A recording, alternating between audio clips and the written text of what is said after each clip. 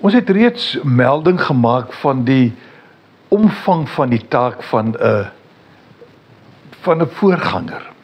En dat dit dikwels daarop neerkom dat daar voorgangers tussen ons is wat dit op 'n voltydse basis behoort te doen en waar dit moontlik gemaak word vir hulle, is dit so 'n groot voorreg. Want dit is nodig dat 'n goeie voorganger voorsiening sal hê vir sy daaglikse behoeftes.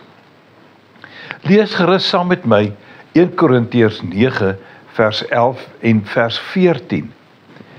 Paulus sê vir die gemeente in Korinte: as ons vir julle die geestelike saad gesaai het, met ander woorde die woord aan hulle verkondig het, is dit dan te veel gevra as ons van julle die stoffelike lewensonderhoud sou inoes?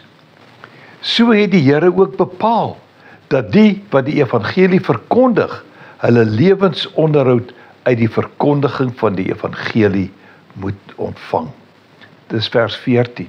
So, daar is 'n twee kante aan die saak. Die een gee die geestelike en aan die ander kant gee iemand anders die stoffelike vir so 'n persoon. En dit maak dat ons 'n gemeenskap kan hê waar daar goeie onderrig gegee word en waar daar waardering vir mekaar betoon word. Lukas 16 vers 9 sê die Here onder andere die volgende, en ek gaan hierdie vers bietjie oorskryf, maar kom ons lees hom eers soos hy daar staan.